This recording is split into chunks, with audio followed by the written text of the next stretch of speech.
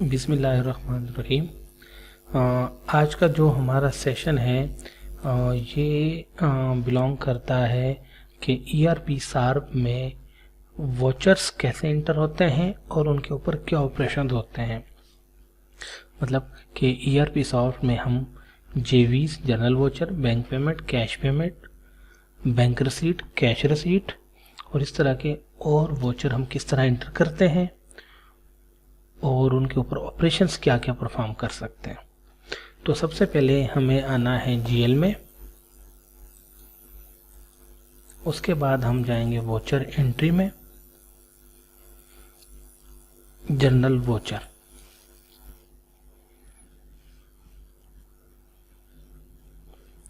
Basically ये हमारे general watcher का फॉर्म है। इसमें कुछ चीज़ें ऐसी हैं जो कि नेसेसरी, जो कि आपने वॉचर इंटर करते वक्त आपने उनको इंटर करना होता है, और कुछ चीज़ें नेसेसरी नहीं हैं। अगर आप इंटर करेंगे तो आपको रिपोर्टिंग ज़्यादा बेहतर मिलेगी। अगर आप इंटर नहीं करेंगे तो वॉचर आपका इंटर हो जाएगा, उससे उस पर कोई फ़र्क नहीं पड़ेगा।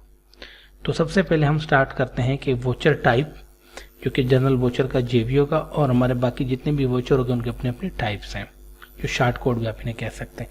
सबसे पहले वॉचर डेट, उसके बाद ऑटोमेटिकली वॉचर नंबर और उसका वॉचर मंथ ऑटोमेटिकली आ जाता है। उसके बाद हम आते हैं कोड की तरफ। ये बेसिकली हमारी चार्ट ऑफ अकाउंट के कोड है।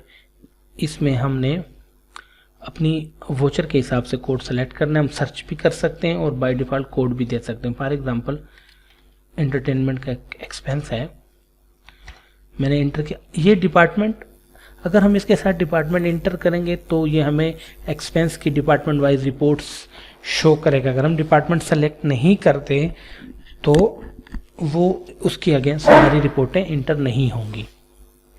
ये मैंने डिपार्टमेंट सेलेक्ट किया, उसके बाद मैंने प्रोजेक्ट सेलेक्ट किया, प्रोजेक्ट के बाद मैंने नरेशन लिख की,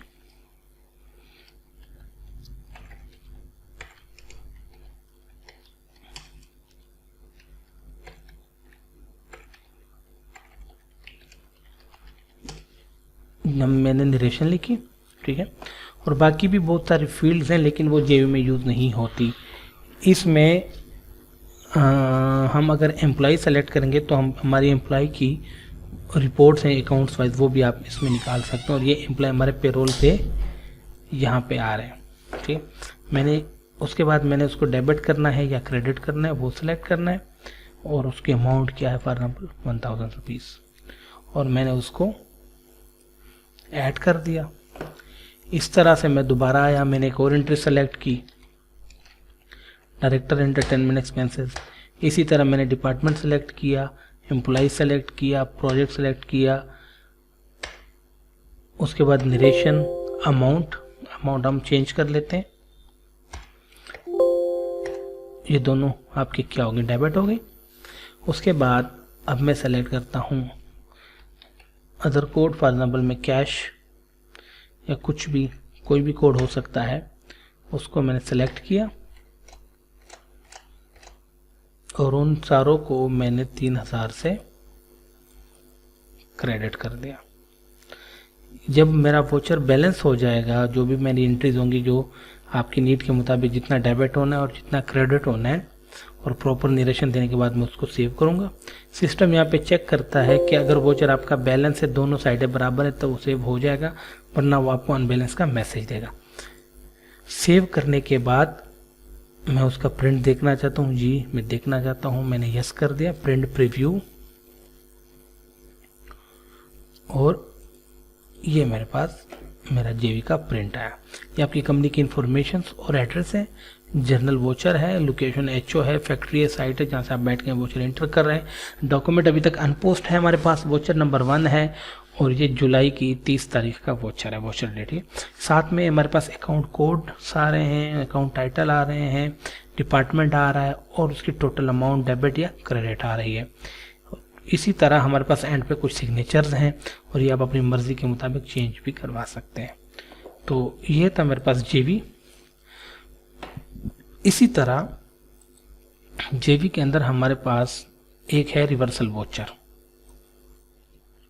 रिवर्सल वोचर का कॉन्सेप्ट यह है कि जब आप हमारे सिस्टम में कोई वोचर इंटर करते हैं, कोई भी वोचर इंटर करते हैं और वो वोचर पोस्ट भी हो जाता है, अप्रूव भी हो जाता है, यानी अब वो चेंज नहीं हो सकता। जब तक हमारे सिस्टम में वोचर पोस्ट या अप्रूव नहीं होता तो उसमें हम चेंजेस कर सकते हैं, उसको मॉडिफाई कर सकते हैं। लेकिन जैसे ही वोचर पोस्ट हो जाता है तो हम उसमें चेंजेस नहीं कर सकते हैं। और कभी कभार हम अगर किसी गलत वोचर को पोस्ट कर देते हैं और उसके इफेक्ट को ख़त्म करना होता है हमें, ताकि वो हमारे लेजर या ट्रायल वगैरह को डिस्टर्ब ना करें, तो हमें उसकी एक रिवर्सल एंट्री डालनी पड़ती है। रिवर्सल एंट्री आप मैनुअल भी डाल सकते हैं, एक कॉन्ट्रा वोचर डाल के जेवी के थ्रू, लेकिन उससे ज़्यादा बेहतर है कि आप सिस्टमेटिक रिवर्सल वोचर डालें। इसमें क्या होता है कि सबसे पहले आपने रिवर्सल डेट सेलेक्ट करनी है कि जो आपने रिवर्सल वोचर इंटर करना है उसकी क्या डेट होनी चाहिए। आपने उसी डेट में उसको रिवर्स करना है कि जिस डेट में उसका पहले वाला पेरेंट वोचर इंटर हुआ है, या आपने किसी और डेट में करना है। तो मैं तो वही डेट सेलेक्ट करूँगा। उसके बाद उसकी टाइप क्या होनी चाहिए, बेसिकली हम उसकी वही टाइप रखते हैं जो कि उसकी सॉरी पेरेंट टाइप है। इस तरह हम ये तो हमारे पास हो गया वो इन्फॉर्मेशन जिसमें उसने रिवर्स होना है। उसके बाद किस ईयर के वोचर को रिवर्स करना है, इस करंट ईयर है या पिछला है या कोई अगला ही साल है। उसके बाद उसकी टाइप कौन सी जिसको मैंने रिवर्स करना है, मंथ कौन सा है, जुलाई का मंथ है, और वोचर नंबर कौन सा है। फॉर एग्जांपल मैं कहता हूं कि वोचर नंबर 1 है, ठीक है। और जैसे मैं रिवर्सल पे क्लिक करता हूं तो सिस्टम क्या करता है, सिस्टम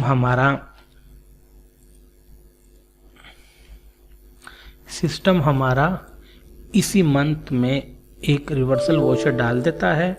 वोचर नॉट फाउंड का मकसद है कि ये वोचर नंबर हमारे पास एग्जिस्ट ही नहीं कर रही।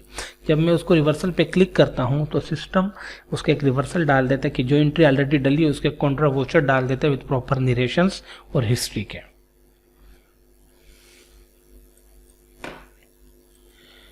इसी तरह अब मैं आ जाता हूं कॉपी वोचर पे ऊपर। कॉपी वोचर में बाज़ दफ़ा हमारे सिस्टम में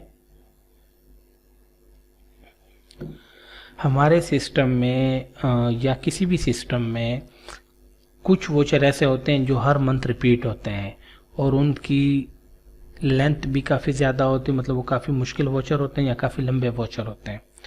तो बार बार और हर महीने जब हम वोचर को सिस्टम में इंटर करते हैं तो उसमें मोस्टली थोड़ी बहुत इन्फॉर्मेशन चेंज होती है, थोड़ी बहुत अमाउंट्स चेंज होती है, बाकी वही वोचर होता है जो कि हमारा हर महीने इंटर होता है। फॉर एग्जांपल हमारे एक्रूवल्स के वोचर हो गए, हमारी सैलरीज के वोचर हो गए, हमारे कोई रेंट के वोचर हो गए, इस तरह के वोचर, पेबल के वोचर हो गए। तो हम उस सिस्टम में हमने उसके एक ऑप्शन दिया कॉपी वोचर, ताकि एक दफ़ा वोचर इंटर करें और फिर जब भी आपको ज़रूरत हो तो आप उस वोचर की कॉपी बनाएं। सबसे पहले हमने उसमें कॉपी डेट सेलेक्ट करनी है कि किस डेट में हमने कॉपी करना है। डेफिनेटली हमने नई डेट उसको बतानी है क्योंकि पिछला वोचर तो पुराने मंथ में होगा, तो जिस वोचर में हमने उसको कॉपी करना है तो हमने वो डेट बतानी है। इसके साथ हमने ईयर बताना है, वोचर टाइप बतानी है, टाइप के बाद मंथ बताना है कि किस मंथ के वोचर को हमने कॉपी करना है और वोचर नंबर क्या है। तो मैं जैसे उस पर क्लिक करता हूँ तो वो मुझे कह रहा है कि आप पोस्टेड वोचर को कर सकते हैं, उसका कॉपी कर सकते हैं, मतलब कि वैलिड वोचर है वो। तो अभी तक हमने 1 नंबर वोचर को पोस्ट नहीं किया तो इसलिए वो रिवर्स नहीं हो रहा, वो सॉरी कॉपी नहीं हो रही उसकी। तो इस कॉपी का मकसद ये है। इसके साथ हमारे पास सिस्टम में एक और वोचर है, उसको हम कहते हैं ऑटो टैक्स वोचर।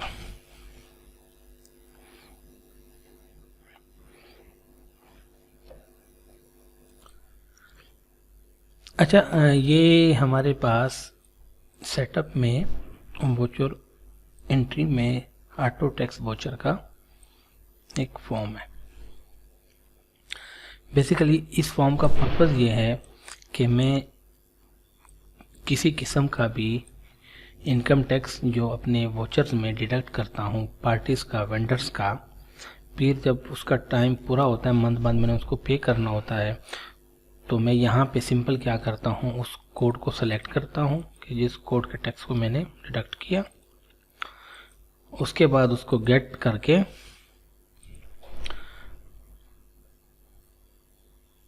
गेट करता हूँ तो वो सारे वोचर्स आ जाते हैं जिन पे मैंने टैक्स डिडक्ट किया होता है।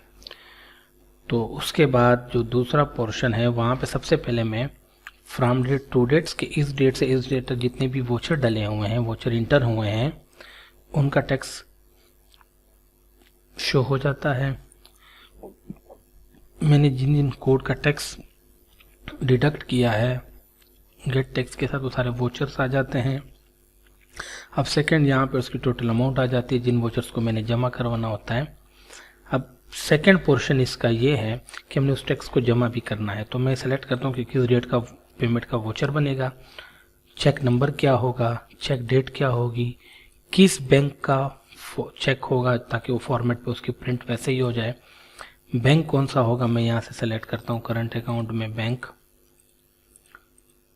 ठीक है, ABL मैंने सेलेक्ट किया, एलाइड बैंक लिमिटेड, कोई भी बैंक मैंने सेलेक्ट किया और सिंपल मैंने पेड के ऊपर क्लिक कर दिया तो मेरे एक पेमेंट का वोचर बन जाएगा और वो टैक्स जो मैंने डिडक्ट किए हैं वो भी मेरे सिस्टम में पेड मार्क हो जाएंगे।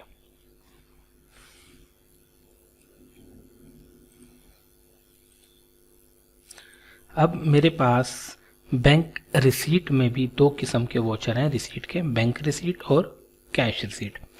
दोनों की एंट्रीज मेरे पास सेम है, विंडो फॉर्म सेम है, जस्ट जो मेरे हेड मैंने सेलेक्ट करने हैं उनको मैंने चेंज करना है, बाकी सारी चीज़ें वैसी हैं। इसमें voucher type, voucher date, voucher month ये ऑटोमेटिकली आ जाता है। उसके बाद सबसे पहले मैंने सेलेक्ट करना है कस्टमर या डेटर्स, ट्रेड डेटर। उसके बाद ये 5th लेवल से मैंने कोड सेलेक्ट करना है, ये ट्रेडर। उसके बाद जो भी चेक मुझे रिसीव हुआ है उसका नंबर, चेक की date, description, amount receive from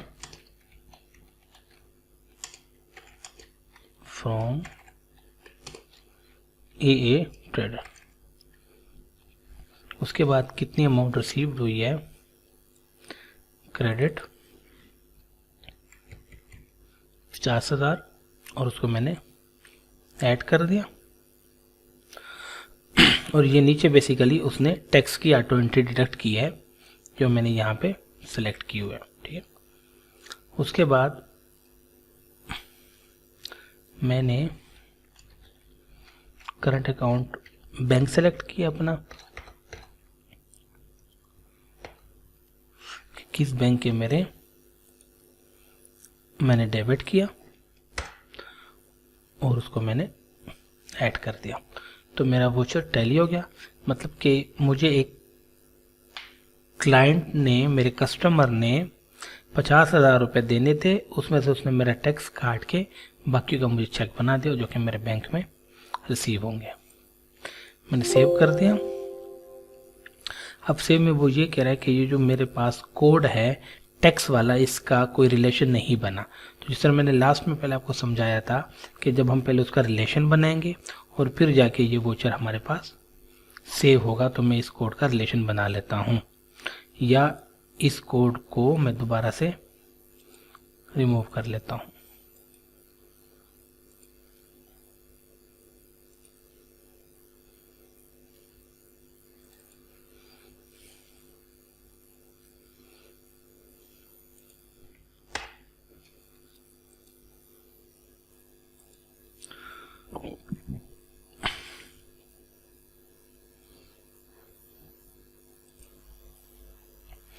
यहाँ पे उसने टैक्स काटा 4% और उसके बाद बाकी जो अमाउंट होगी वो मेरे बैंक में जाएगी।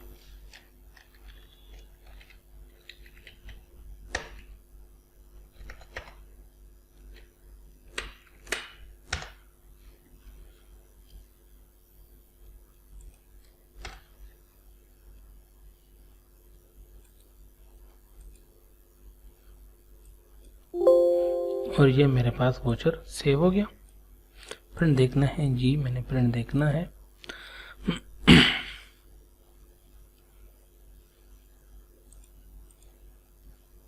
तो ये मेरी वोचर्स की डिटेल आ गई सारी।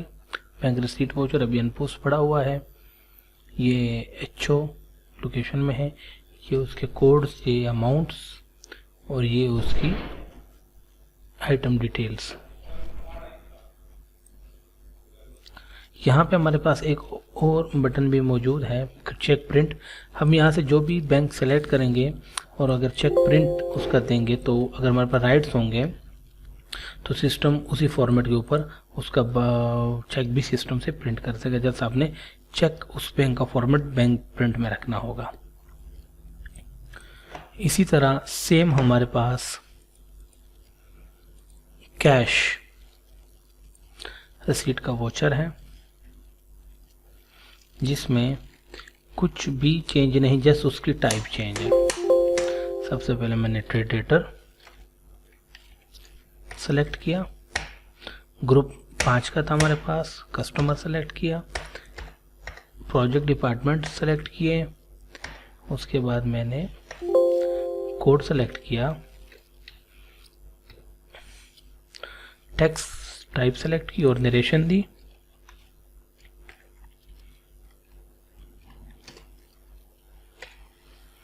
और मैंने अमाउंट इंटर की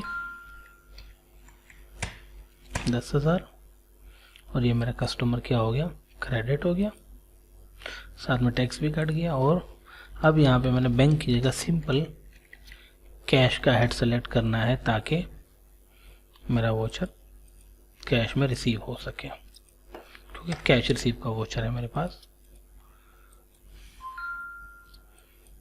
और ये सेव।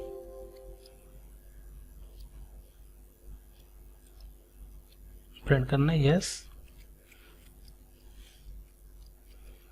ये प्रिंट प्रीव्यू है मेरे पास।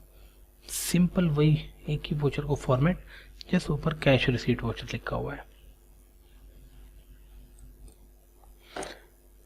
ये हमारे पास कैश रिसीट का वोचर का प्रिंट। अब हम आते हैं पेमेंट की तरफ। पेमेंट हमारे पास बैंक पेमेंट, ये हमारे पास बैंक पेमेंट का वोचर का विंडो है या फॉर्म है। यहाँ भी बेसिकली वही डिज़ाइन है जो हमारे पास रिसीट या जेवी के फॉर्म का था, जस्ट इसकी टाइप चेंज है बैंक पेमेंट वोचर। सबसे पहले टाइप है, उसके पास बैंक डेट है, वोचर नंबर और मंथ ऑटोमेटिकली आ जाता है। हमने कोड सेलेक्ट करना है, सप्लायर्स या जो भी जिसको हमने पेमेंट करनी है, ग्रुप सेलेक्ट किया, उसका वेंडर सेलेक्ट किया और मैंने टैक्स सेलेक्ट किया कि अगर मैंने उसका इनकम टैक्स काटना है तो। उसके बाद मैंने डिस्क्रिप्शन दी, पेमेंट या पेड टू दिस। उसके बाद मैंने उसको किया डेबिट 10,000 और ये ऐड। सिस्टम ने क्या किया, 10,000 से उसको डेबिट कर दिया और 400 रुपये जो 4% बनता है हमारे पास, जो टैक्स सप्लाईज का है, उसको हमने सिस्टम ने ऑटोमेटिकली क्रेडिट कर दिया। इसके साथ जो रिमेनिंग एंट्री मैं उसे कंप्लीट करता हूँ। बैंक पेमेंट तो डेफिनेटली मुझे बैंक सेलेक्ट करना पड़ेगा। इसी तरह अगर कैश पेमेंट होगी तो इसकी जगह मुझे सिर्फ कैश सेलेक्ट करना पड़ेगा। ABL इंटर और जस्ट मुझे ऐड कर दिया। आपका वोचर टैली है, बैलेंस है और मैंने इसे सेव कर दिया और मैं इसका प्रिंट भी देख सकता हूँ। ये मेरे पास बैंक पेमेंट वोचर, सेम उसी तरह का प्रिंट जिस तरह जेबी का था, बैंक रिसीट्स का था, कैश रिसीट का था, इसी तरह बैंक पेमेंट वोचर। ये प्रॉपर हेड्स, नरेशंस और ये अमाउंट, ये टैक्स की प्रॉपर नरेशन और ये जो मैंने मैनुअल डिस्क्रिप्शन लिखी थी वो। अगर मैंने कोई डिपार्टमेंट सेलेक्ट किया वो, अगर कोई चेक नंबर दिया वो, मैं चेक नंबर मिस हो गया मुझसे। इसी तरह हम क्या करते हैं, कैश पेमेंट भी सेम इसी तरह की एंट्री है, जस्ट उसका फॉर्म चेंज है। फॉर एग्जांपल उसकी टाइप CP मतलब cash payment, voucher date, voucher number और मंथ ऑटोमेटिकली। उसके बाद मैंने सिंपल पार्टी जिसको भी पेमेंट करनी है, उसके बाद नरेशन,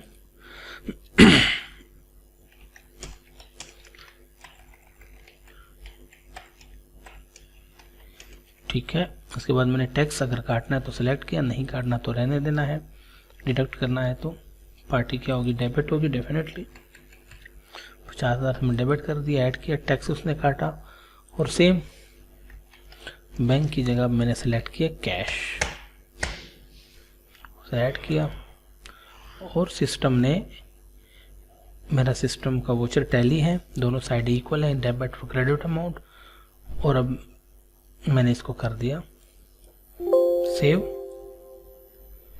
अगर मैंने इसका प्रीव्यू देखना वो भी देख सकता हूँ, जस्ट उसमें फर्क होगा, सिर्फ बैंक की जगह कैश पेमेंट लिखा होगा। तो ये हमारे सिस्टम में जितने भी वोचर्स की एंट्री थी, जिसमें मैंने आपको जेवी, bank payment, cash payment, bank receipt, cash receipt की एंट्रीज दिखाई, और अब इन वोचर्स के ऊपर जो ऑपरेशंस होने हैं वो मैं आपको दिखाता हूँ। हम आते हैं वोचर ऑपरेशन के मेन्यू में। सबसे पहले वोचर पोस्टिंग। पोस्टिंग का ये मतलब है हम वोचर नंबर के इस मंथ में, पोस्टिंग का ये मतलब है कि हमने वोचर को मैच्योर है, हमारे वोचर बिल्कुल करेक्ट है और वो सिस्टम के ट्रायल और लेजर पे अफेक्ट करेंगे, और हमारी तरफ से वोचर वेरीफाइड है तो हम उसको पोस्ट करते हैं, हमारे सिस्टम में लॉक हो जाता है पोस्टिंग के बाद वोचर, और ना वोचर चेंज हो सकता है ना मॉडिफाई हो सकता है। सॉरी। इसके दो मेथड्स हैं, सारे वोचर्स को सिलेक्ट करने, किसी खास टाइप के वोचर को सिलेक्ट करना है। वोचर नंबर आपने बताना कि इस मंथ में इस वोचर नंबर से इस वोचर नंबर तक, या आपने डेट वाइज बताना है कि इस डेट से इस डेट तक जितने भी वोचर है सारे हमें शो कर दें, व्यू करवा दें। मैंने व्यू पे क्लिक किया तो जितने भी वोचर अभी मैंने एंटर किए हैं, bank payment, cash payment, bank receipt, उसने सारे शो करवा दिए। मैं 1 बाय 1 भी यहाँ से सेलेक्ट कर सकता हूँ, और मैं ऑल पे भी क्लिक कर सकता हूँ। इसका मतलब मैं सारे वोचर्स को पोस्ट करना चाहता हूँ। यहाँ से मैं वोचर्स की डिटेल देख सकता हूँ कि क्या डेबिट हुआ है, क्या क्रेडिट हुआ है, कौन सा डेबिट हुआ है, कितने अमाउंट के, अगर उसमें कोई गलती हो, कोई एंट्री गलत हो, कोई इन्फॉर्मेशन मिस हो तो मैं उस वोचर को दोबारा एडिट करवा सकूं, और यहाँ से मैं उसका प्रिंट भी देख सकता हूँ। वोचर का मैंने यहाँ पे प्रिंट देखना है तो मैं वो भी प्रॉपर देख सकूं। अगर मेरे सारे वोचर ओके हैं या सारे वोचर मैंने पोस्ट करने, तो जस्ट मैंने सेलेक्ट करके उनको पोस्ट पे क्लिक कर देना है और ये सारे वोचर पोस्ट हो जाएंगे। अब जब मैं दोबारा व्यू करूंगा तो कोई भी वोचर पेंडिंग नहीं है पोस्टिंग के लिए। इसी तरह हमारे सिस्टम में जिस तरह पोस्टिंग का ऑप्शन है, इसी तरह अनपोस्टिंग का ऑप्शन है। अगर आपके पास प्रॉपर राइट्स मौजूद हैं, सेम वही प्रोसीजर है कि आपने वोचर नंबर सेलेक्ट करना है किसी एक मंथ में, या फिर आपने वोचर डेट सेलेक्ट करनी है। आपने सारे वोचर सेलेक्ट करने हैं या किसी एक किस्म के वोचर को आपने टारगेट करना है, उसी को सेलेक्ट करना है। सिंपल आपने व्यू करना है तो जितने वोचर हमने पोस्ट किए थे वो हमारे पास शो हो जाएंगे। अब आपको किसी वोचर में हमने चेंज करनी है या मॉडिफाई करना है तो हम उस वोचर को सेलेक्ट करके सिंपल उसको अनपोस्ट करेंगे तो वो वोचर दोबारा से ओपन हो जाएगा चेंजेस के लिए।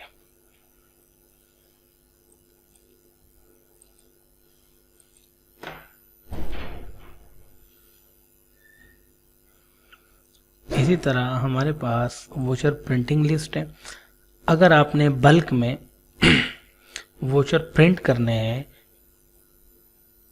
तो उसमें हमारे पास इस फॉर्म के थ्रू हम उसको प्रिंट कर सकते हैं। हम वोचर टाइप भी सेलेक्ट कर सकते हैं, किसी खास किस्म के वोचर की टाइप, किसी खास किस्म के कोड के वोचर की प्रिंट्स, वोचर नंबर उस स्पेसिफिक मंथ में या फिर डेट वाइज। तो आप अगर व्यू पे क्लिक करेंगे तो उनका व्यू शो हो जाएगा। अगर आप डायरेक्ट प्रिंट देंगे तो जो प्रिंटर को डायरेक्ट प्रिंट चले जाएंगे सारे वोचर्स।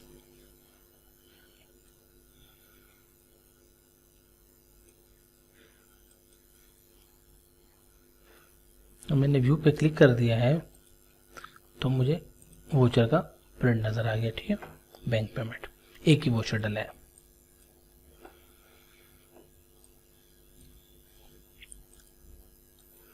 इसी तरह मेरे पास एडिट लिस्ट और ऑडिट लिस्ट है।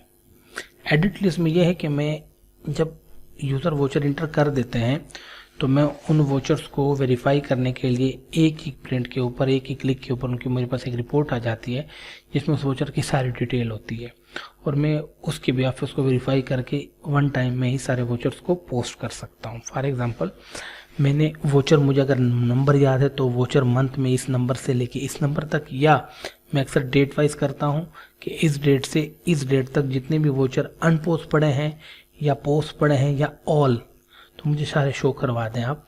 या स्पेसिफिक कोड के वोचर, या स्पेसिफिक कंपनी, लोकेशन, या इस टाइप के वोचर, जो भी आपने इसके ऊपर फिल्टर लगाना, आप लगा के उसको प्रिंट पे क्लिक करेंगे तो आपके पास एक रिपोर्ट आ जाएगी जिसमें वोचर की पूरी डिटेल होगी कि वोचर टाइप क्या है, डेट क्या है, कौन सा अकाउंट क्रेडिट हुआ है, कौन सा अकाउंट डेबिट हुआ है, क्या अमाउंट क्रेडिट हुई है, क्या अमाउंट डेबिट हुआ है, किसने उसको बनाया है, किस डिपार्टमेंट में वो बना है, पूरी डिटेल आ जाती है। यहाँ से वेरीफाई करने के बाद आप जाके उसको पोस्ट भी कर सकते हैं और पेंडिंग भी रख सकते हैं।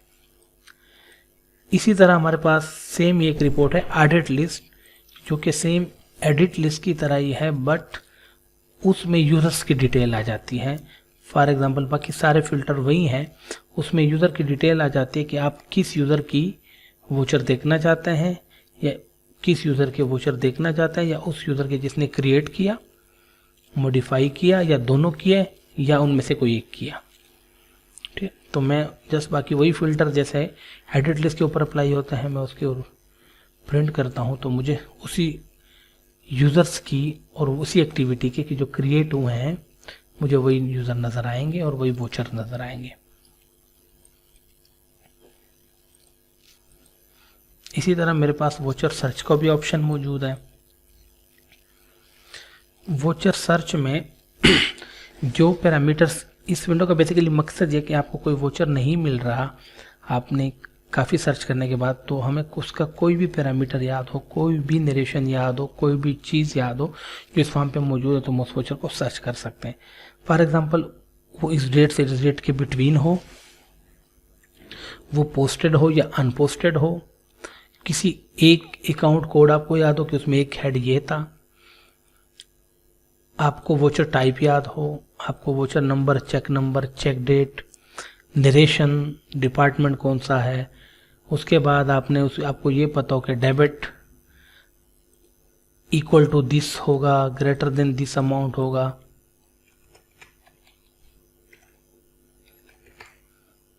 लेस देन दिस अमाउंट होगा, या क्रेडिट या दिस होगा, या नन, या कुछ भी, तो आप उसको सर्च कर सकते हैं।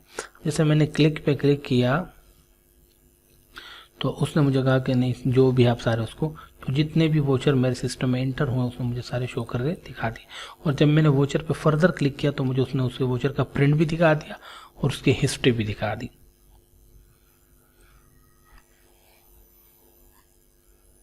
ठीक है, तो इस सेशन में इतना ही। इंशाल्लाह नेक्स्ट सेशन के साथ मिलते हैं आपसे।